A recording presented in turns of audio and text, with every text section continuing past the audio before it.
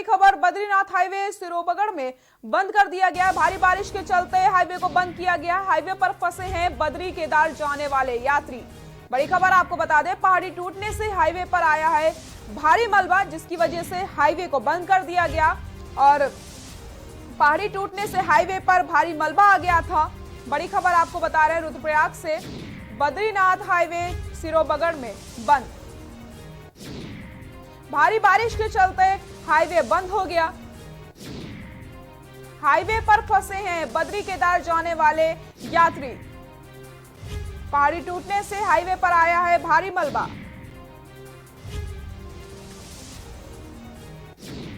Badrinath highway सिरोबगढ़ में बंद। रुद्रप्रयाग से आपको बड़ी खबर बता रहे हैं, भारी बारिश के चलते हाईवे बंद हो गया है। हाईवे पर फंसे हैं बद्री केदार जाने वाले यात्री।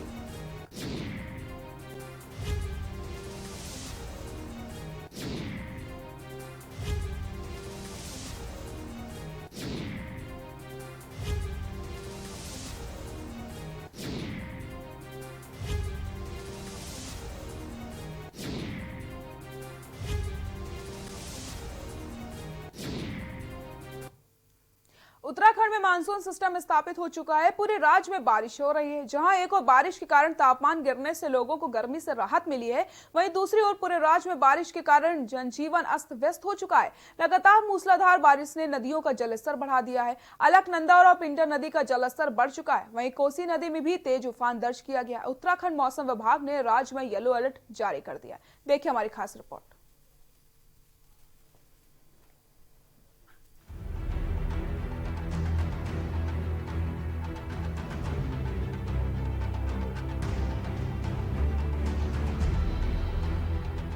पहाड़ों में मानसून ने अपनी दस्तक दे दी है। चमोली में मानसून की पहली बारिश कई इलाकों में आफत की बारिश साबित हुई। बारिश के चलते जहां कई सड़क मार्ग मलबे आने से बाधित हो गए, तो वहीं तेफना, लंगासू व सोलना के जनजाति वार्ड में बरसाती मलबा घरों में घुसने से लोगों को काफी परेशानी का सामना करना पड़ा। बारिश के चलते लंगासू नाले में पुल निर्माण कार्य कर रही कंपनी की पोकलैंड मशीन भी मलबे में दब गई, तो वहीं तेफना में कार भी मलबे में धंस गई। सूचना के बाद मौके पर पहुंची प्रशासन की टीम द्वारा जहां प्रभावित क्षेत्रों का निरीक्षण किया गया, तो वहीं इस दौरान एनएच की लापरवाही को लेकर स्थानीय लोगों की नाराजगी भी झेलनी पड़ी। मेरा सबसे नीचे का हॉल था वो पूरा कीचड़ और पानी से भर गया है, और जो मशीन इनकी थी, जो एनएच वाले की, वो भी बह करके मेरे होटल के आगे आ गई। और उसके आने के बाद मैं ये समझता हूँ कि जो मेरे से नीचे वाले लोग हैं वो कहीं न कहीं उस मशीन के कारण बच गए, अन्यथा वो भी वहाँ पानी जाता तो मुझे लगता कि वहाँ भी बहुत भारी नुकसान है। कहाँ पे हुआ है? लंगासू क्षेत्र में उत्तरो गांव में एक मकान क्षतिग्रस्त हो गया था कल आपदा में, तो वो वहाँ पर निरीक्षण करके उनको पास के प्राइमरी स्कूल में शिफ्ट कराया गया है तथा उनको अभी राशन किट भी उपलब्ध करा दी हम लोगों ने। और उसके साथ ही एक मकान यहाँ पीछे इधर लंगासू में ही रोड के पास एनएच कटिंग में खतरे की जद में आ गया, उस फैमिली को भी अभी प्राइमरी स्कूल में शिफ्ट किया जा रहा है और उनको भी हम एक राशन की किट उपलब्ध कराएंगे, जिससे कि उनका राशन का जो भी है सुचारू रूप से चल सके। पौड़ी जिले के कोटद्वार दुगड्डा ब्लॉक के ग्राम सभा जमरगढ़ी के धरियाल सार गांव में बादल फटने की घटना सामने आई है। बादल फटने के बाद ग्रामीणों ने इधर उधर भागकर अपनी जान बचाई। बादल फटने के कारण गांव को मुख्य मार्ग से जोड़ने वाली एकमात्र पुलिया भी ढह गई। वहीं ग्रामीणों के खेत में मौजूद आम, अमरूद और केले के पेड़ भी बह गए। ग्रामीणों के मुताबिक कोटद्वार तहसील इलाके में मूसलाधार बारिश हुई। इसी दौरान धरियाल सार गांव में अचानक बादल फट गया। गनीमत रही कि पानी खेत में मौजूद बड़े पत्थरों की वजह से दूसरी तरफ डाइवर्ट हो गया। उत्तरकाशी में भी मूसलाधार बारिश का सिलसिला कई दिनों से चल रहा है। इसका असर चारधाम यात्रा पर भी पड़ रहा है। यह तस्वीर फुलचट्टी के पास की है, जहां बारिश का ऐसा रेला आया जो 30 मीटर सड़क को ही बहा ले गया। यमुनोत्री नेशनल हाईवे पर बारिश से आई तबाही में उत्तरकाशी में जनजीवन ठप कर दिया है। सैकड़ों लोग रास्ते में फंसे हुए हैं और कई लोगों का गांव से आना जाना मुश्किल हो गया है।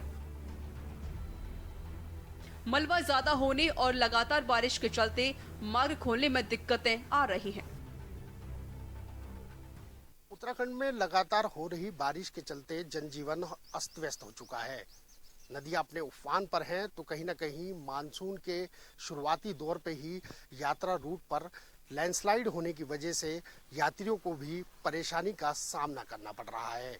मौसम विभाग की माने तो अगले 7 जुलाई से लेकर 9 जुलाई तक भारी बारिश की आशंका कई जिलों में बताई गई है। अभी तो यह मॉनसून की शुरुआत है, आगे यह बारिश पहाड़ों पर अपना क्या रौद्र रूप दिखाती है, यह आने वाला समय बताएगा। के न्यूज के लिए देहरादून से राजेश वर्मा की रिपोर्ट।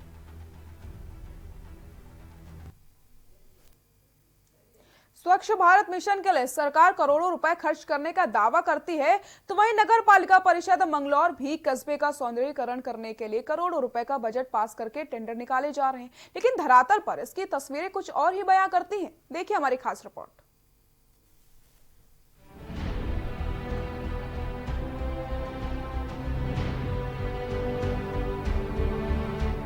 स्वच्छ भारत मिशन के लिए सरकार करोड़ों रुपए खर्च करने का दावा करती है, तो वहीं नगर पालिका परिषद मंगलौर भी कस्बे का सौंदर्यीकरण करने के लिए करोड़ों रुपए का बजट पास कर टेंडर निकाले जा रहे हैं। लेकिन धरातल पर इसकी तस्वीर कुछ और ही बयां करती। कस्बे की टूटी सड़कें, बंद पड़े नाले, शहर में फैली गंदगी, नगर पालिका मंगलौर की पोल खुल रही है। लंबे समय से नालियों में पानी की निकासी न होने पर कस्बे के जगह जगह जल भराव की समस्या उत्पन्न हो रही है, जिससे लोगों को खासी परेशानी का सामना करना पड़ रहा है। मंगलौर कस्बे के पठानपुरा मोहल्ला टोली में भी जल भराव की समस्या उत्पन्न हो गई है, जिससे आसपास के रहने वाले लोगों का जीना दुश्वार हो गया है। कोरोना महामारी के चलते लोगों को नई बीमारी उत्पन्न होने का भी डर सता रहा है। कई बार शिकायत करने के बाद भी नगर पालिका के जिम्मेदार अधिकारी इस पर कोई ध्यान नहीं दे रहे हैं, जिसके लिए कुछ लोगों ने भूख हड़ताल पर बैठने की चेतावनी भी दी है। करोड़ों रुपए का बजट आने के बाद भी शहर की तस्वीर नहीं बदल रही है। आखिरकार साफ सफाई के नाम पर करोड़ों रुपए का बजट कहां गुम हो रहा है, यह नगर पालिका मंगलौर पर सवालिया निशान खड़ा कर रहा है। नगर पालिका के चेयरमैन दिलशाद अली का कहना है कि मोहल्ला टोली के अंदर जो तालाब है और जो नाले हैं, उनके ऊपर जो है ना लोगों ने अतिक्रमण कर रखा है। हम अपनी तरफ से पूरी तरीके से प्रयास कर रहे हैं और इसके लिए हमने जो है ना प्रशासन को भी लिखा है, माननीय पटवारी जी से भी कहा है इस बात के लिए कि वो अगर चिन्हित कर दें कि किस जगह तालाब है तो हम तालाब की खुदाई करा दें, ताकि लोगों को पानी की समस्या से निजात मिल सके। यहाँ पानी की समस्या फिर नज़र आ रही है, इसका समाधान किया जाए। और इसकी एक समाधान की शक्ल हमने ये बताई थी कि यहाँ नाइयों वाली जोड़ी है जो तकरीबन 4.25 बीघे है, जिसके कागज़ हमने बाकायदा नगर पालिका को दिए, खसरा खतौनी की नकल दी और उनसे मुतालबा किया कि ये उसकी खुदाई कराई जाए या उसकी सफाई कराई जाए। पहली बारिश ने नगर पालिका के दावों की पोल खोल कर रख दिया। इस वक्त मंगलौर के मोहल्ला टोली पठानपुरा मोहल्ले में खड़े हैं। यहाँ जल भराव की समस्या जैसे कि देखा जा सकता है, ये मोहल्ला टोली है और यहाँ जो है तालाब की स्थिति बन गई है और काफ़ी दिनों से समस्या उत्पन्न हो गई है। यहाँ के निवासियों को काफ़ी परेशानियों का भी सामना करना पड़ रहा है। हम जो है इस वक्त मोहल्ला टोली में खड़े हैं, यहाँ कुछ निवासी भी हैं, उनसे भी बात करेंगे कि किन किन परेशानियों को उनको सामना करना पड़ रहा है, क्या परेशानी होती है जब जल भराव हो रहा है। सर जी परेशानी तो यहाँ पे बहुत तगड़ी है, क्योंकि बच्चे ना ही तक बाहर आ सकते, ना ही बुजुर्ग बाहर आ सकते। हम भी काम पे जाने से बहुत परेशान है, गंदा पानी है। दूसरी बात जैसे कि अब सफाई रहनी चाहिए, ऐसे में जैसे कि बीमारियों का खतरा भी ज़्यादा हो जाता है, तो इस बीमारी तो और ज़्यादा फैल जाएगी। तो ये स्थानीय वासियों का ये कहना था कि एक बार नगर पालिका इसकी शिकायत भी की जा चुकी है और जैसे कोरोना वायरस चल रहा है और इनको जो पानी भर रहा है, इससे जो बीमारियों का खतरा भी बढ़ गया है। कहीं उसके लिए अकील अहमद मंगलौर।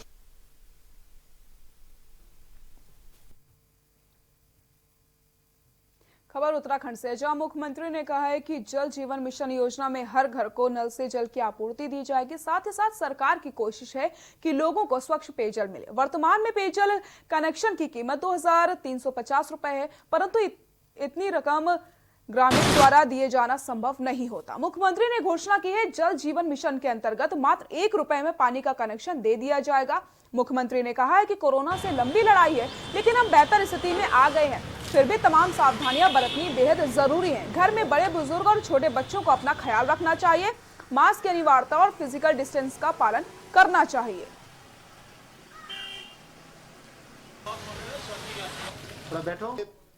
जो जल जीवन मिशन है माननीय प्रधानमंत्री जी का 2024 हर घर नल, ये लक्ष्य रखा गया है।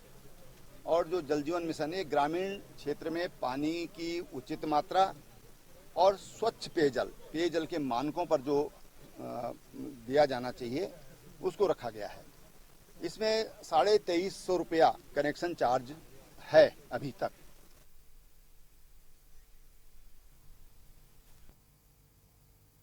हरिद्वार के ज्वालापुर थाना क्षेत्र के कटहरा बाजार में छापेमारी की कार्रवाई करी गई। ड्रग इंस्पेक्टर छापेमारी में दवाइयों का बड़ा जखीरा बरामद किया गया। अवैध रूप से दवाएं बेचने और शिकायत मिलने के बाद ड्रग इंस्पेक्टर अनीता भारती ने छापे की कार्रवाई की और दुकान में ताला डालकर उसे सीज कर दिया है और आगे की कार्रवाई में जुट गई।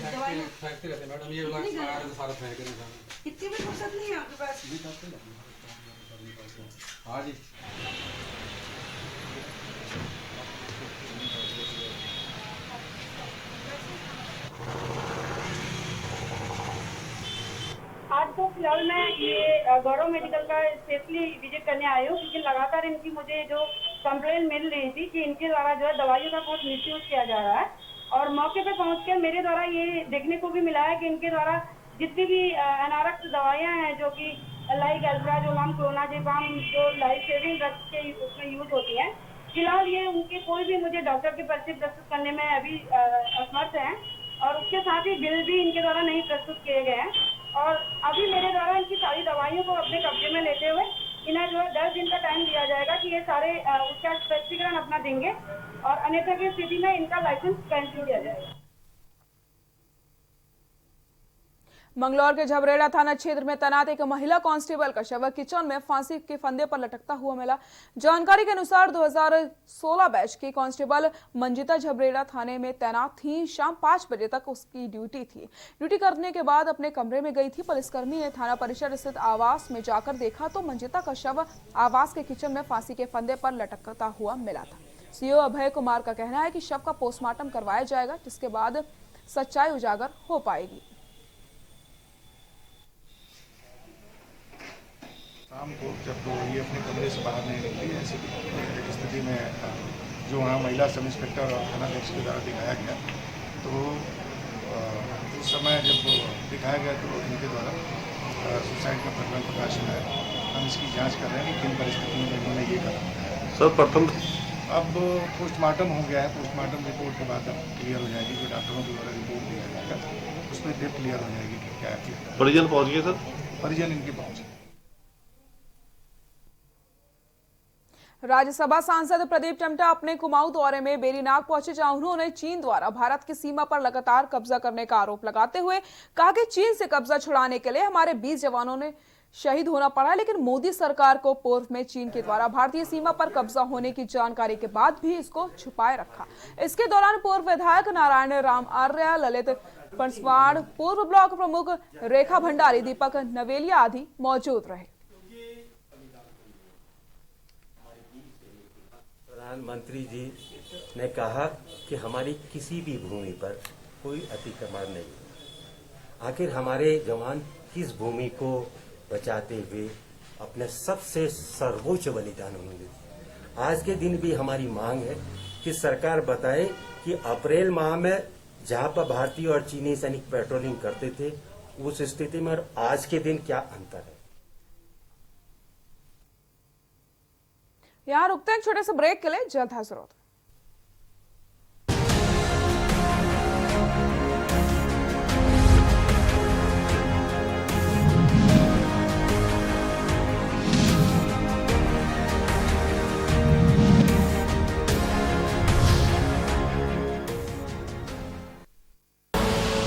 आप देख रहे हैं के न्यूज, खबरों का सारथी। नमस्कार। कोरोना के खिलाफ इस लड़ाई में सबसे ज्यादा जरूरी है लोगों की जान बचाना, और इसमें मुझे आपकी मदद की जरूरत है। लोगों को प्लाज्मा मिलने में तकलीफ ना हो, इसके लिए दिल्ली सरकार ने भारत का पहला कोरोना प्लाज्मा बैंक बनाया है। अगर आपको ठीक हुए 14 दिन हो चुके हैं तो आप भी प्लाज्मा डोनेट करके किसी भी कोरोना संक्रमित व्यक्ति की जान बचा सकते हैं। और हाँ, घबराइए नहीं, प्लाज्मा देने में आपको कोई कमजोरी नहीं आएगी। किसी की जान बचाने का मौका बहुत कम लोगों को मिलता है। आज आपके पास ये मौका है। मेरी आपसे प्रार्थना है, आगे आएं और प्लाज्मा डोनेट करें। राम की जिंदगी को थोड़ा पढ़ भी लीजिए। आप मुद्दे से भटक रहे हैं। सब बोलेंगे, सबकी सुनेंगे, अनुशासन के साथ सवालों की झड़ी अड़ी, क्योंकि हमें है देश की पड़ी। सोमवार से शुक्रवार शाम 6 बजे TV9 भारतवर्ष, अब तो सब देख रहे हैं। आप देख रहे हैं के न्यूज, खबरों का सारथी।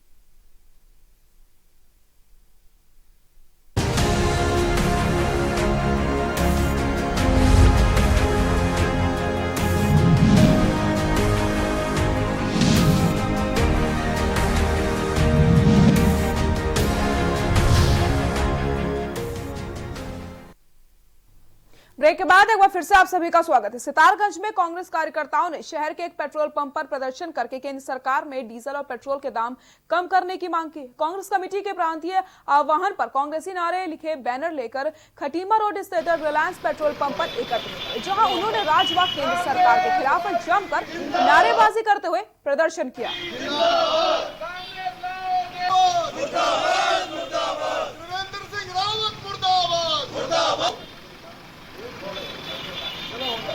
प्रदेश में सब जगह पेट्रोल पंपों पर जाकर धरना दिया जा रहा है, प्रदर्शन किया जा रहा है। वही हम इस सितारगंज में आज कांग्रेस के सब कार्यकर्ताओं ने धरना प्रदर्शन किया। हमारी सरकार से मांग है कि कीमत जिस हिसाब से बढ़ा रही है, उससे महंगाई बहुत बढ़ रही है, आम जनता त्रस्त है। इसको कीमतों को, उनको बढ़ी कीमतों को वापस लेना चाहिए। अच्छे तेल में अपनी मांगों, अपनी जो हम कर रहे हैं, प्रदर्शन कर रहे हैं, जनता के लिए कर रहे हैं, जनता के बीच में जाएंगे और जनता को जाके जो भाजपा की गलत नीतियाँ हैं, जो भाजपा जो है तेल की कीमतें बढ़ाती जा रही है, उसके खिलाफ सभी क्षेत्र के लोगों के बीच में जाके आंदोलन को और तेज करने का काम करें। मजदूर किसान परेशान है। इस टाइम धान की बुआई चल रही है, किसानों का धान लग रहा है और किसान डीजल का रेट बढ़ाए जा रहे हैं। किसान परेशान है, किसान की कमर तोड़ दी जा रही है। केंद्र सरकार लगातार किसानों पर अत्याचार कर रही है, गरीबों पर अत्याचार कर रही है। हम उसके लिए ये प्रदर्शन कर रहे हैं कि तेल की कीमतें जो है कम होनी चाहिए। जब कच्चे तेल की कीमतें कम हो रही हैं तो डीजल पेट्रोल की कीमतें क्यों बढ़ाई जा रही हैं? अल्मोड़ा मुख्यालय से 45 किलोमीटर दूर नैसर्गिक सौंदर्य के देवदार के घने जंगलों के बीच स्थापित अद्भुत जागेश्वर धाम में, जहां भगवान शिव महामृत्युंजय के रूप में विराजमान है। जागेश्वर धाम में 125 मंदिर सामूहिक ऐतिहासिक एवं पुरातत्व दृष्टि से महत्वपूर्ण मंदिर हैं। इसका निर्माण विभिन्न कालखंडों में हुआ था। मान्यताओं के अनुसार भारत के 12 ज्योतिर्लिंगों में से एक है। श्रावणी मास में शिव की पूजा अर्चना और अनुष्ठान का विशेष महत्व होता है, लेकिन वैश्विक महामारी कोरोना को देखते हुए सरकार की गाइडलाइन के अनुरूप सिर्फ अल्मोड़ा जनपद के श्रद्धालु इस बार श्रावण महीने में जागेश्वर धाम में शिव के दर्शन कर सकेंगे।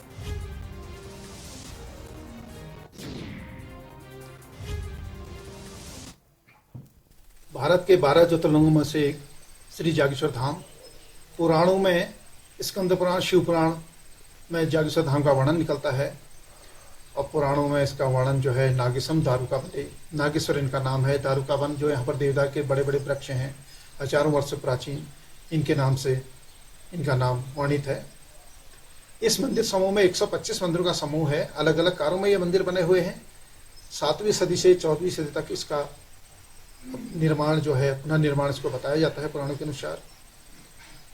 ये ज्योतिर्लिंग जो हैं, हमारे पूरे जो 12 ज्योतिर्लिंग हैं उसमें से सर्वश्रेष्ठ ज्योतिर्लिंग इसको माना जाता है, क्योंकि भोलेनाथ को शिवलिंग जो पूजा होती है, भोलेनाथ की शिवलिंग पूजा इस स्थान से हुई है और यहीं पर भोलेनाथ को श्राप दिया गया था। अल्मोड़ा के प्रसिद्ध न्याय के देवता गोलझियो मंदिर में हाईकोर्ट के आदेश के बाद आखिरकार प्रबंध समिति यानी ट्रस्ट का गठन कर दिया गया, जिसमें जिलाधिकारी नितिन भदौरिया को ट्रस्ट का अध्यक्ष बनाया गया, जबकि एसडीएम सीमा विश्वकर्मा को उपाध्यक्ष बनाया गया। गोलजियो मंदिर में ट्रस्ट बनाए जाने पर जहां कई लोग इसका स्वागत कर रहे हैं, लेकिन इसको लेकर पुजारियों में असंतोष का स्वर भी पनपने लगे हैं। बता दें कि हाईकोर्ट नैनीताल के आदेश के बाद जिला प्रशासन द्वारा गोलजियो मंदिर में ट्रस्ट बनाए जाने के बाद पुजारियों ने जिलाधिकारी से मुलाकात करके ट्रस्ट में अपनी सहभागिता को लेकर ज्ञापन सौंपा है। इस पर जिलाधिकारी ने कहा है कि ट्रस्ट को लेकर पुजारियों में आम राय बनाने के और असमंजस की स्थिति को ठीक करने के लिए आगामी दिनों में सभी पुजारियों के साथ बैठक की जाएगी, जन सुनवाई की जाएगी, जिसमें सभी पुजारियों का पक्ष सुना जाएगा।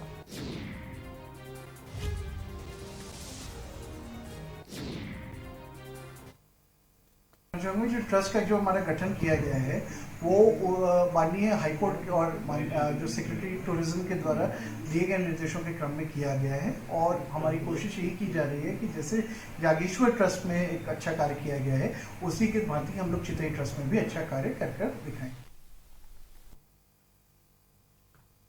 हाईकोर्ट ने भारतीय जनता पार्टी के राज्यसभा सांसद सुब्रमण्यम स्वामी द्वारा उत्तराखंड सरकार के चारधाम देवस्थानम एक्ट को निरस्त करने को लेकर दायर जनहित याचिका पर सुनवाई पूरी करके निर्णय सुनिश्चित कर लिया है। कोर्ट इस मामले में पिछले 29 जून से लगातार सुनवाई कर रही है। मामले की सुनवाई मुख्य न्यायाधीश रमेश रंगनाथन व न्यायमूर्ति आरसी खुलबे की खंडपीठ में हुई। सुनवाई के दौरान याचिकाकर्ता ने राज्य सरकार के ऊपर आरोप भी लगाया था, ये एक्ट असंवैधानिक है। मंदिर के प्रबंध के लिए पहले से ही मंदिर समिति का गठन हुआ है। संस्था ने मदन मोहन मालवीय द्वारा 1933 में लोगों से की गई अपील भी कोर्ट में पेश करी थी।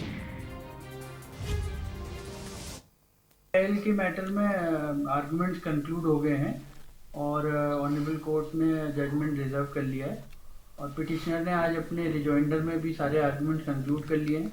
State had already concluded their argument और हमने भी कोर्ट के सामने पिछले टाइम सारी हिस्ट्री रखी थी। रिलीजियस टैक्स भी हमने कोर्ट के सामने रखे थे कि हिस्टोरिकल कंटेक्स्ट में भी और रिलीजियस कंटेक्स्ट में भी प्रीस्ट का सेकुलर मैनेजमेंट से कोई लेना देना नहीं है।